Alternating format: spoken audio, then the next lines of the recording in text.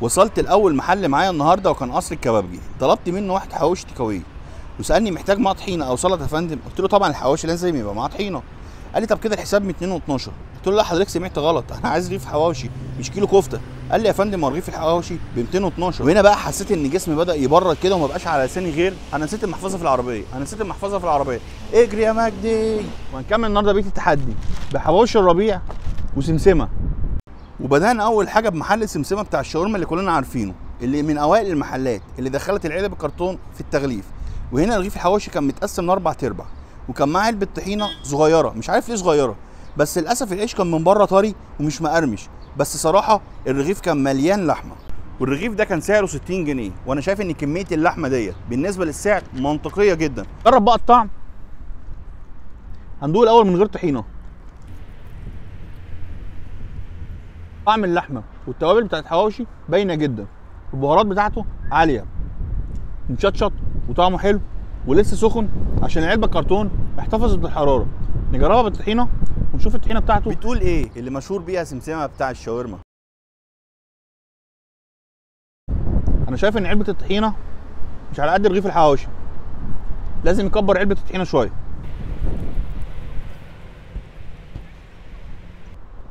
الطحينه طعمها مظبوط وقوامها تقيل وبهاراته حلوه جدا، واللحمه بتاعت الحواوشي جامده والرغيف بتاع الحواوشي جامد، بس العيش طري شويه، كانت عايز تحمص شويه اكتر على الفحم بحيث ان العيش بتاعك يقرمش. العيش طري. رغيف الحواوشي ده ب 60 جنيه ومعاه علبه الطحينه الصغيره ديت. يا عم انا عايز ادوق يا عم، انت بتخلص انت بتصور بس يا مؤمن، اكتر من كده مالكش فيه. ويلا بينا بقى مع بعض نفتح شنطه الربيع. بصراحه انا بحترم محلات الحواوشي اللي بتحط كيس عيش او عيش مع الحواوشي ديت فوق راسي من فوق، وكان معاها علبه طحينه كبيره وعلبه سلطه اكبر ومعلقه عشان ناكل بيها السلطه. وطبعا الحواوشي كان في علبه كرتون برضه عشان يحفظ درجه الحراره، وكان الرغيف تقيل وباين عليه من اول لما شلته، واضح انه كان مليان لحمه كويس. بس الملحوظه هنا انه كان لازم يقطع الرغيف لنصين عشان نعرف ناكله، احنا مش فاضيين نقطع يا عم ربيع. سمكه العيش كويسه بس برضه مفيش القرمشه بتاعت الحواوشي اللي انا عايزها. هندوق ونعرف.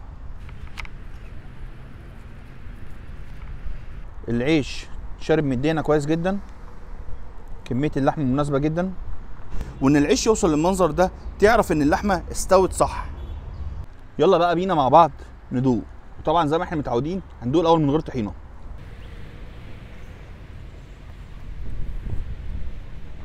طعم اللحمه جامد جدا، تتبيله حواوشي مش تتبيله لحمه كفته معصجه، مش تتبيله كفته مشويه. بس رغيف العيش لازم يبقى مقرمش من بره. العيش طعمه حلو وما فيهوش مشكله، بس انا بالنسبه لي رغيف الحواوشي لازم يقرمش من بره. معرفش دي بقى مشكله شويه زيت يتحطوا على الجريل زياده ممكن يعملوا القرمشه بتاعت العيش ولا ايه. تعالوا بقى نجربه بالطحينه يبقى الطعم عامل ازاي.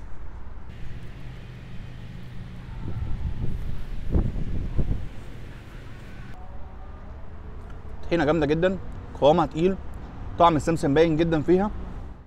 يلا بينا بقى نقول التقييم النهائي. ودلوقتي بقى وصلنا لاهم نقطه في الفيديو، تقييمنا لافضل محل حواوشي في مصر. من حيث الطعم انا شايف ان حواوشي الربيع والمنوفي وسمسمه في حته تانية. حواوشي الرفاعي للاسف طعمه سيء، اللحمه مش موجوده. من حيث العيش وطعم العيش انا الحواوشي الرفاعي هو الوحيد اللي كيفني، الباقي العيش بتاعه طري ومش بيقرمش عكس حواوشي الرفاعي. من حيث السعر حواوشي الربيع كان الرغيف بتاعه ب 85 جنيه، وحواوشي المنوفي كان الرغيفين ب 82 جنيه ودول معاهم سلطاتهم وكل حاجه. حواوشي الرفاعي كان ب 50 جنيه وكان من غير طحينه، وحواوشي سمسمه كان الرغيف ب 60 جنيه وكان معاه علبه طحينه صغيره.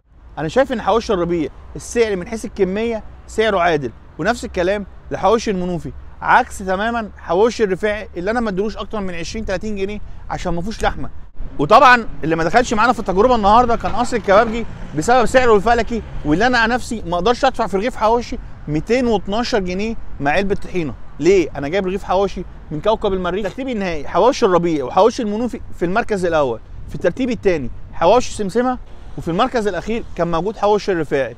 وطبعا ما دخلش معانا منافسه ومش هنقدر نقيمه عشان احنا ما دقناهوش الصراحه قصر الكبابجي. وبكده نكون خلصنا اول فيديو في سلسله الافضل في مصر. قولوا لي عايزين الفيديو الجاي عن ايه؟